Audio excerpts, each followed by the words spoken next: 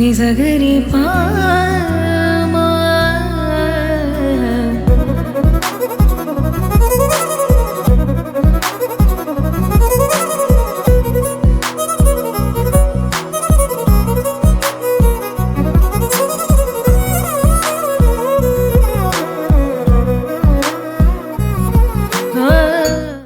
నేను doctor Anand Kumar, urologist.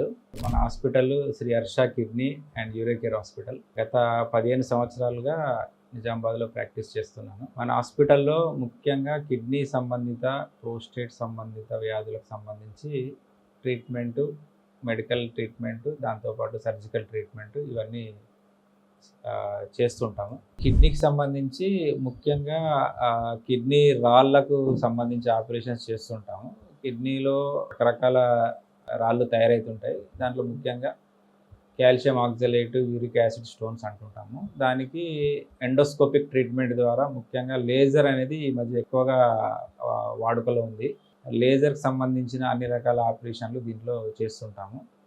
ఈ కిడ్నీకి సంబంధించి ఏమన్నా క్యాన్సర్ కానీ లేదా కిడ్నీలో పుట్టుకతో వచ్చే కొన్ని సమస్యలు ఉంటాయి, చిన్నపిల్లల్లో కానీ పెద్దల్లో కానీ. వాటికి సర్జికల్ కరెక్షన్ ఇలాంటివి చేస్తుంటాము. గత 15 సంవత్సరాల్లో ఇలాంటి వాటిలో చాలా క్లిష్టమైన ఆపరేషన్లు చాలా చేశాను. అందులో కొన్ని చిన్నపిల్లలవి ఉన్నాయి, కొన్ని పెద్దవాళ్ళవి ఉన్నాయి. ముఖ్యంగా ఈ మధ్యకాలంలో మాత్రం ఎక్కువగా లేజర్ సంబంధించిన ఆపరేషన్లు ఎక్కువగా చేస్తున్నాం. తర్వాత ముఖ్యంగా మూత్ర సంబంధిత సమస్యలు ఉంటాయి. దాంట్లో మూత్రంలో ఇన్ఫెక్షన్ కానీ, మూత్రంలో రక్తం పడడం కానీ, మూత్రం సరిగా రాకపోవడము, తర్వాత ముఖ్యంగా మగవారిలో అయితే ప్రోస్టేట్కి సంబంధించిన సమస్యలు ఎక్కువగా ఉంటాయి. ఈ విధంగా ప్రోస్టేట్ అనేది మామూలుగా ఇట్లుంటుంది. కొందరికి ప్రోస్టేట్ పెరిగినప్పుడు మూత్రనాళం కొద్దిగా సన్నగా అయిపోయి మూసుకపోయి మూత్రం సరిగా రాకపోవడము, ఇబ్బందిగా రావడము, అలాంటి వాటికి ఎండోస్కోపిక్ ద్వారా ఆపరేషన్లు, తర్వాత అవసరమైతే లాప్రోస్కోపీ ద్వారా ఆపరేషన్లు చేసి ఆ సమస్యలకు పరిష్కారం చూపిస్తాము. ఇలాంటి సంబంధిత ఆపరేషన్లు ఇప్పటివరకు కొన్ని వేల ఆపరేషన్లు చేసి ఉంటాము. అది మామూలుగా ప్రైవేట్గా కానీ, ఇన్సూరెన్స్లో కానీ, ఆరోగ్యశ్రీలో కానీ, గవర్నమెంట్ ఎంప్లాయీస్ రియంబర్స్మెంట్ కానీ రకరకాల ఫెసిలిటీస్ మన హాస్పిటల్లో ఉన్నాయి. దానికి సంబంధించి మీరు హాస్పిటల్ ఫోన్ నెంబర్కి ఫోన్ చేసి మీరు కనుక్కోవచ్చు. కిడ్నీలో తయారయ్యే రాళ్ళు కొన్ని చిన్నపిల్లల నుంచి పెద్దవారికి, మధ్య వయసు వారికి ఎవరికైనా రావచ్చు.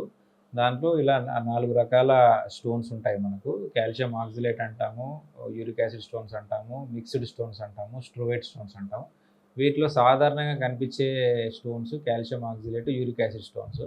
దీంట్లో సైజుని బట్టి అది కిడ్నీలో ఉందా, కిడ్నీ గొట్టంలో ఉందా, లేదు మూత్రం సంచిలో ఉందా, దాన్ని బట్టి రకరకాల ఆపరేషన్లు ఉంటాయి. అందులో కొన్ని ఎండోస్కోపీ ద్వారా చేస్తాము, కొన్నిటికి కీహోల్ సర్జరీ అంటాము, కొన్నిటికి లేజర్ అంటాము. ఇట్లా రకరకాల ఆపరేషన్లన్నీ మన హాస్పిటల్లో అందుబాటులో ఉన్నాయి. మగవారిలో ముఖ్యంగా మధ్య వయస్కుల్లో స్ట్రిక్చర్ యురెథ్రా అంటాం, అంటే మూత్రనాళిక సన్నబడుతుంది, ఈ భాగంలో సన్నబడుతుంది.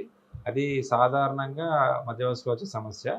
కొద్దిగా వయసు మళ్ళీ వారిలో 50 సంవత్సరాల తర్వాత ప్రోస్టేట్కి సంబంధించిన సమస్య ఉంటుంది. మామూలుగా మూత్రనాళం ఇలా ఉంటుంది. ప్రోస్టేట్ పెరిగినప్పుడు ఈ విధంగా మూత్రనాళం అనేది కంప్రెస్ అయిపోతుంది, ఉతకపోయి దానివల్ల మూత్ర సమస్యలు వస్తాయి.